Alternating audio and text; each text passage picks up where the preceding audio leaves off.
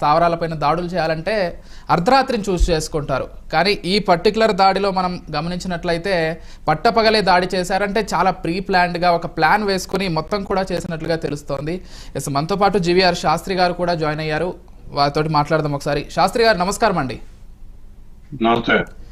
శాస్త్రి గారు, నేను చెప్పినట్లుగా ఒక హాఫ్ అన్ అవర్లోనే ఖమేనీని చంపాలనుకున్నటువంటి లక్ష్యాన్ని ఒక హాఫ్ అన్ అవర్లోనే కంప్లీట్ చేశారు. డెఫినెట్గా అందరూ భావించేది ఏంటంటే బయట నుంచి ఎంత ప్రీ ప్లాన్డ్గా లేకపోతే ఎంత ప్లాన్డ్గా ఉన్నప్పటికీ అంతర్గతంగా అంటే ఖమేనీకి దగ్గరగా ఉండేటువంటి వ్యక్తుల్లో కొంతమంది లేకపోతే ఒకరో ఇద్దరో ఖచ్చితంగా అమెరికా ఇజ్రాయిల్ దళాలకి అన్ని విషయాల్ని కూడా ఎప్పటికప్పుడు చేరేస్తున్నారు. అందుకే ఇదంతా సాధ్యమైంది అనేటువంటి ఒక చర్చ కూడా నడుస్తోంది.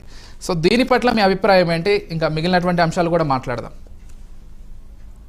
అంటే ఇప్పుడు Ayatollah Khamenei is not a prime minister, is not a president. ఆయన ప్రైమ్ మినిస్టర్ కాదు, ప్రెసిడెంట్ కాదు. ఆయన షియా కమ్యూనిటీకి 95%, 96% పాపులేషన్ బిలీవ్ చేసే ఒక మతానికి సంబంధించిన ప్రజలకి లీడర్ ఆయన. అమెరికా ఇజ్రాయెల్ చేసిన తప్పు ఏంటంటే వాళ్ళు ఏమనుకున్నారంటే ఒక ప్రైమ్ మినిస్టర్ ప్రెసిడెంట్ చంపేసాం అనుకుంటున్నారు.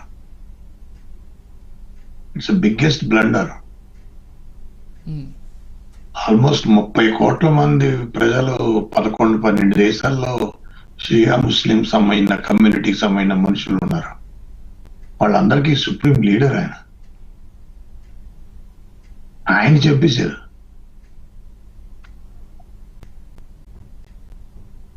ఎంతవరకు జస్టిఫైడ్ అది? పొద్దున్న పోప్ జాన్ పాల్ ఎవరినైనా చంపేస్తే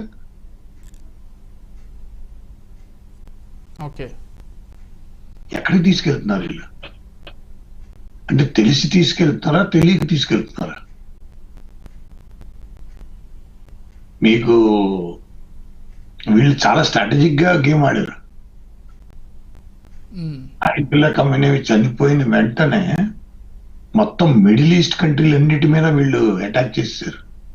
అమెరికన్ బేసెస్ ఎక్కడున్నాయో అక్కడ అన్ని చోట్ల మీద వేసారు ఇరాన్ వాళ్ళు. ఎందుకంటే ఏ దేశాల మీద వేసారో ఆ దేశాలు ఏమి ఎలక్టెడ్ గవర్నమెంట్లు. అదే ఒమాన్ ఫారెన్ మినిస్టర్ బయటకు వచ్చి ఇట్ ఈస్ డిసైడెడ్ వాళ్ళు ఎన్రిచ్మెంట్ చేసిన యురేనియం ని ఇచ్చేస్తా ఉన్నారు, ఇంకా దానికి జోలికి వెళ్ళామని చెప్పారు. అది మేము ఫైనల్ గా వెళ్ళిపోతున్నాం, now it is a very serious talk అని చెప్పి జేడీ వెన్నిస్ ముందు చెప్పాడు.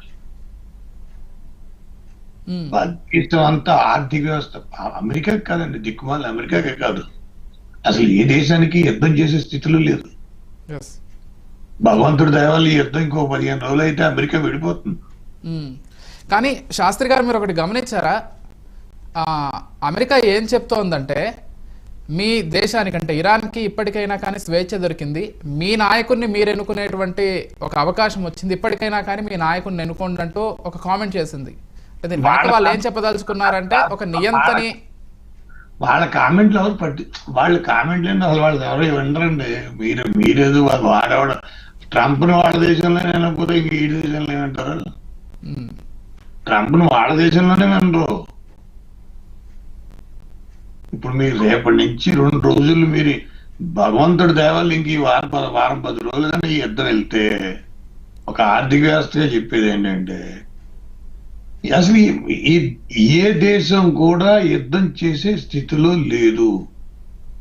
అమెరికన్ సిటిజన్ కైనా యుద్ధం ఇస్తూ ఉండదు, ఇండియన్ కైనా యుద్ధం ఇస్తూ ఉండదు, మిడిల్ ఈస్ట్ వాడికైనా యుద్ధం ఇస్తూ ఉండదు, ఎవరికి ఉండదు. యుద్ధానికి ఒక ఆబ్జెక్టివ్ ఉండాలి. మీరు యుద్ధం చేస్తున్నారంటే ఒక ధ్యేయం ఉండాలి. మీ ధ్యేయం ఏంటి?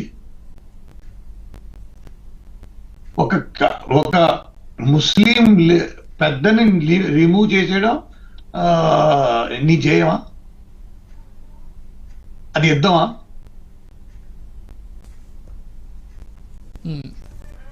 అది కమాండ్ స్ట్రక్చర్ మార్చడమా?